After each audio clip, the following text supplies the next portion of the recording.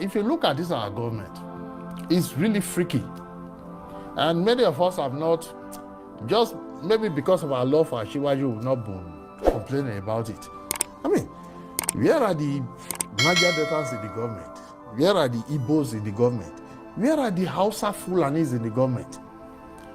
We won, even in Yoruba land, we won in Ekiti, we won in Ondo, we won in Ogo. Where are those people? You form a government of Lagos and Osun, where you lost? I mean, what an insult. It's confusing us.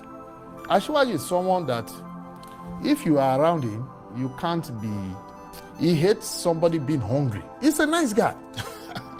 He hates someone being hungry around him. So it's so strange that he seems to be comfortable with hunger. When you say hate, so you mean that he tries to alleviate that person's he does. hunger? Yes, right, okay. He does that. He takes care of people. That's why I love him. Now, he does not take care of me. I take care of myself. God takes care of me.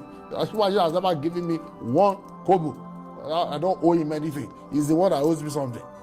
Now, then we now form a government and prices keep increasing. Our citizens hardly have food to, can hardly afford food. Okay, what was our plan? We massively produce food for Nigerians. And the whole idea is this. If, for instance, if we can't reduce fuel prices, let us reduce food prices. Let our citizens just be able to eat. I was talking, Charles, to a professor of psychology, and I asked him a question. This is something that has never happened to me. What would a man feel if in the morning he wakes up and he can't feed his children? And he said the man will feel worthless. That is it. He just got it. And that's how many of our citizens are feeling, Charles. And then we buy cars, 250 million naira. We wear wristwatches, 200 million naira. We can't take tractors to villages. They called us Agbadorians during the election. And okay, you call us Agbadorians, you will eat the Agbado. When you eat the Agbado, are you not an Agbadorian with us? No plan, nothing. Nothing. I don't know, those two guys he put in Ministry of Agric, I don't know, they have no plan to feed anybody, perhaps other than themselves. In fact, it's a disgrace, and I'm not sorry to say. You see this election, let's take our supporters in the East. They became endangered species during the election. They still supported us. They still supported Asiwaju. What has Asiwaju done for them? How do you run a government like that? What has Asiwaju done for Niger Deltas? What has he done for Hausa Fulani? They voted for us. What has he done for the Middle Belt? Nothing. I don't trust him anymore. Right. So I just support him. I just love him, but I don't trust him anymore. But the point you're making, Asiwaju gives us his core party supporters the impression that he can stab anybody in the back, he can disgrace anybody, he can humiliate anybody, he can discard anybody. That's and do you know the funny thing about trust? You see, if I don't trust you, Charles, it's either I run away from you or I fight you. Now me, I'm Onopasa, I'm Urobo, I'm Okbe, I'm in Niger Delta. I don't run away from anybody. So you're going to fight him? I don't run away, even from God. I run to God. I will run to my God. Now, I don't run away from anybody.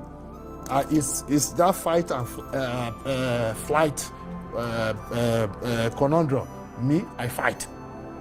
You know? And Asiwaju has pushed us to the wall to the extent that it's go. And what is, he does not even realize, I don't know who the hell is talking to him. People are regrouping. He does not even realize that. People are angry. What crap? Have to feed our citizens. Right. We have to feed our citizens. They are hungry. And it doesn't matter whether you're APC or PDP or from the southeast or southwest or whatever. People are hungry. Are feeling pain. Serious pain. And Asiwaju seems to have been dislocated, disconnected from reality. Then he insults us with the appointment of this character. Did you know it took these Ecuadorians a very long time to realize that Tinubu is not just a failure, but a monumental failure, a monumental error, an error that needs not to be corrected but to be deleted? Because as far as I'm concerned, is a bad role model to this generation, a bad role model to a generation born in all ramifications we want to talk about. Do you understand? Before election, some of us, we said it, we predicted it, that if Tinubu mistakenly emerged as a president, is going to be a colossal failure. It's going to be a disaster. Isn't that what we are saying? We predicted that it's going to be some of the video I did are still there. We predicted that this guy was going to be a tongue, the flesh of Nigeria. It's going to be from fire to fry pan. That is what we are going through now. Do you understand? Now, guys, I want to show you another video where this guy appeared on Arise TV immediately after some months Tinubu has been sworn in. Now, Rufai Oseni asked him a simple question. This guy said that question from Rufai about Tinubu was insulting because he was defending Tinubu. This guy literally almost beat up Rufai in the studio. Guys, I'm telling you, that video caused a lot of, it went viral on social media. I'm going to be showing you that video now. All right. Please, before I show you the video, do me a favor by giving this video a thumbs up so that Facebook and YouTube can recommend it. And in case today is your first time coming across my video, I want to say a big thank you to you for stopping by. I count it a privilege to see you here. And this only goes on platform, a platform that tell you undiluted truth. Please, let's watch the rest of the video now. We'll come back, we'll wrap it up. Thank you. Well, thank you. How are you two? Yes, sir? How are you two? How are you doing? I'm okay. Good. Patriotism means supporting your country at all times, but also supporting the government when they deserve it. Mr. Onakwasa, I put it to you that you came here to misrepresent the facts today as regards subsidy removal. President Tinubu announced subsidy gone on Inauguration Day. And that was effectively pulling out subsidy. So you say he didn't remove subsidy, quoting the PIA law that had been there for a while, is misrepresentation of the facts. That's number one. Number two, since President Tinubu got in, let me finish, Mr. Onakwasa. Let me finish, please. Secondly, since you got in... Don't raise your voice at me, young man. Don't raise your voice at me. Let me finish, Mr. Onakwasa. Let me finish. I'm your guest. So, since President Tinubu got in... respect me. Since President Tinubu got in, I will the walk out of economy... your studio if you raise your voice at me. Mr. Talk Onakwasa, to me respectfully. you may will take your decision if you want to. I'm asking a question. You might decide to walk out if you want to. Mr. Onakwasa, since President Tinubu came in, the economy has tanked. It's at an all-time low as we speak. It has not. It has not. Let me finish my question. Mr. Onakwasa, let me finish my question. You are a liar. Mr. Onakwasa, moderate yourself. All right? Moderate yourself. Do you know what you are doing? Good. Listen to me. You're Secondly, do you know what you are doing? Since President Tinubu came in, the economy has tanked. You are pretending to be a journalist. The indicators are there. What is the matter with you? Since he came in, the indicators are there.